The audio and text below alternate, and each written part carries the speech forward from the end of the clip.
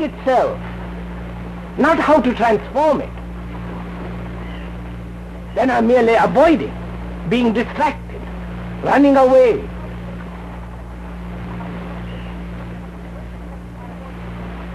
So what is important is not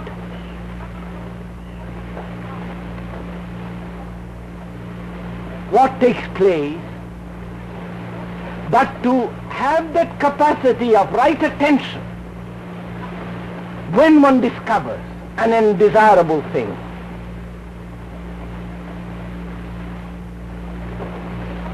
And there is no right attention if there is any form of identification, of pleasure or displeasure.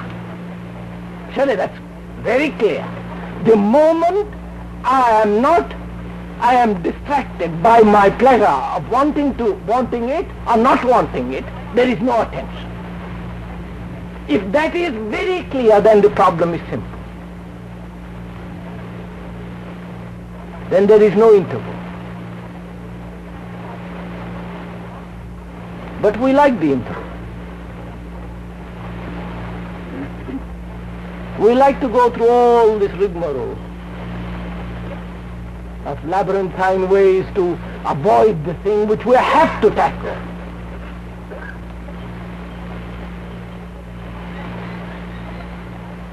And we have cultivated marvelously and sedulously the escape.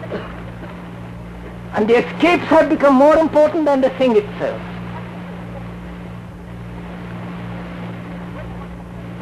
And to see the escape, not verbally, but actually see that one is doing that, then there is right attention. You don't have to struggle against the escape. When you see a poisonous thing, you don't have to escape. It's a poisonous thing, and leave it alone. Similarly, this question of right attention becomes important when the problem is really great, when the shock is intense.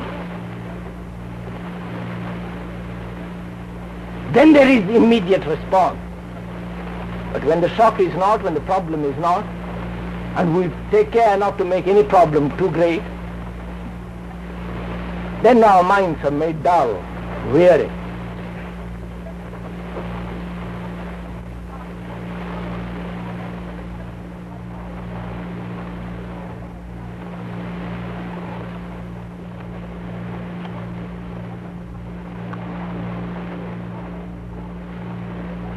Is the artist, the musician, engaged in futile things?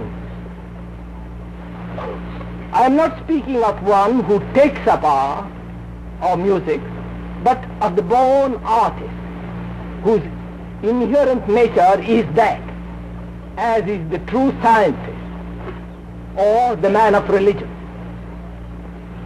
Sometimes you speak slightingly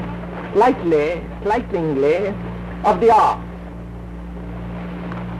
At others, speak of music or painting to illustrate what you are saying. Would you go into this? Is the artist, the musician, engaged in a futile thing?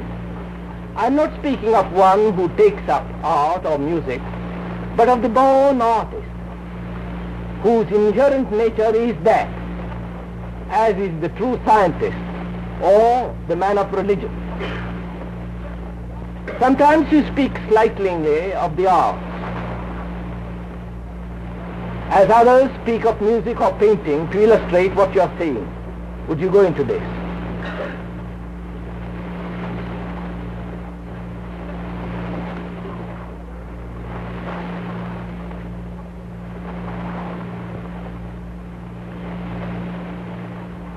It's a very complicated problem, so let's go into it slowly, like all other problems. As the questioner says, there are two types of people: those who are inherently artists and those who take up art or music. Those who take up, obviously, either do it for sensations, for upliftment, for various forms of escapes. Merely take it up as an amusement.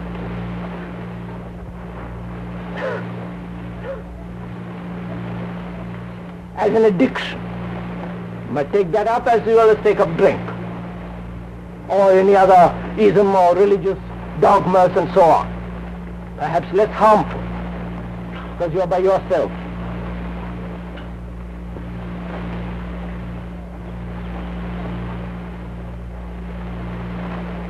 Then there is the other type, which is the artist, if there is such a person.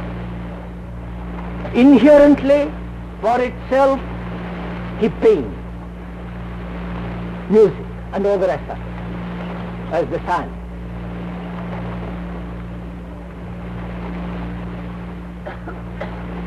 Now what happens to that person?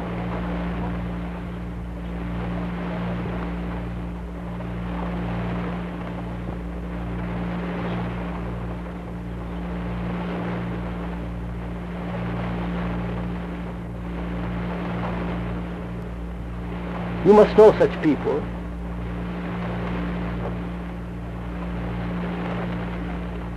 What is happening to him as an individual, as a social entity also?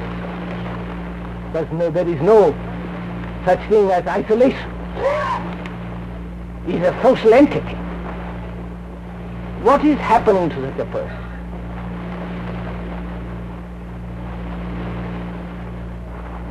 The danger, is there not, for all those people who have capacity, gift, is that they think they are superior, first of all. They think they are the salt of the earth.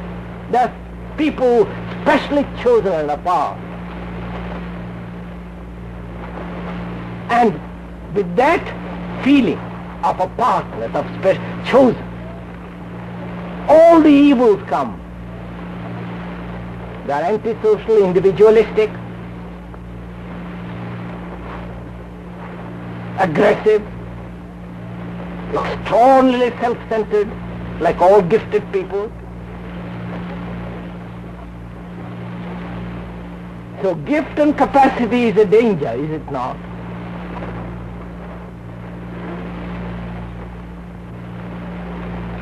Not that one can avoid the gift or the capacity, but one must be aware of the implications, the dangers of it.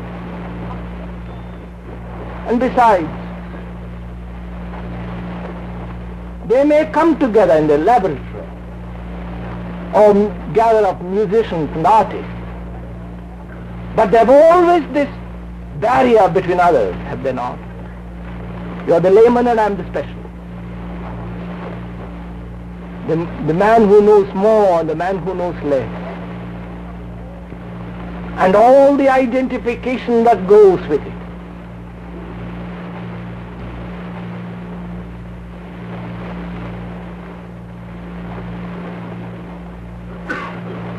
I am not speaking slightingly of anybody, because that would be too stupid. But one must be aware of all these things.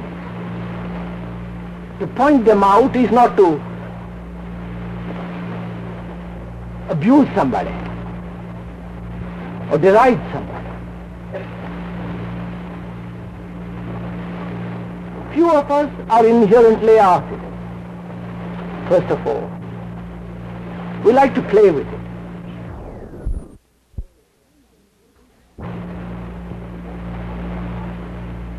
Because it's profitable, or gives a certain eclat, a certain show, certain verbal expressions which we have learned. It gives us a place, a position. And if we are artists, really, genuinely, is that surely the quality of sensitivity, not of isolation.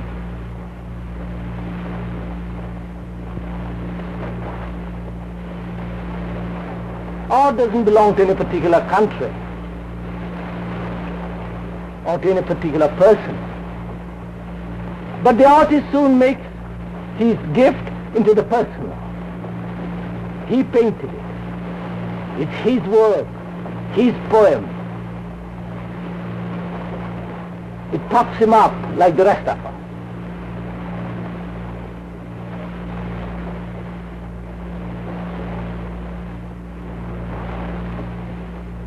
Therefore he becomes antisocial. He is more important. And as most of us are not in that position, fortunately or unfortunately, most of us use music or art as merely sensation. We may have a quick experience when we hear something lovely, but the repetition of that thing over and over and over again soon dulls us. It's merely the sensation we indulge in.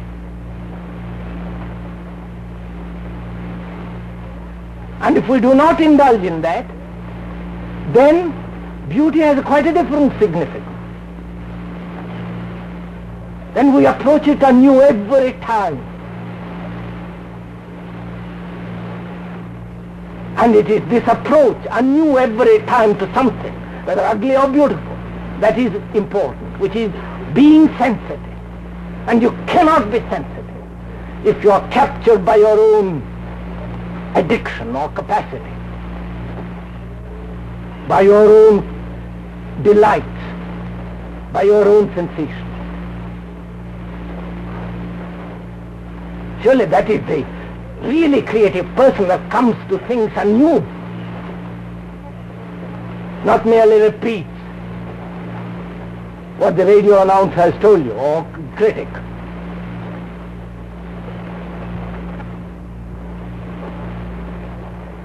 So the difficulty in this is to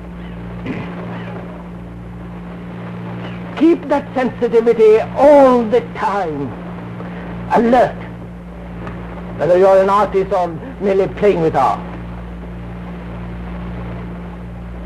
And that sensitivity is dulled when you give importance to yourself as the artist. You may have vision, and you may have capacity to put that vision into paint, into the marble, or into words. But the moment you identify yourself with it, you're lost. It is finished. You lose that sensitivity. And the world loves to praise you. What a marvelous artist you are. And you like that. And then you're lost.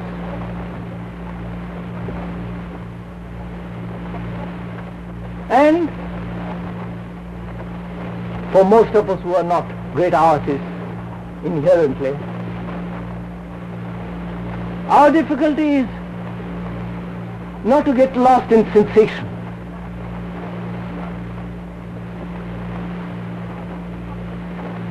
Because sensations dull. Through sensations you cannot experience. Experiencing comes only when there is direct relationship to it. And there is no direct relationship when there is the screen of sensation, of desire to be, or to alter, or to want it to continue.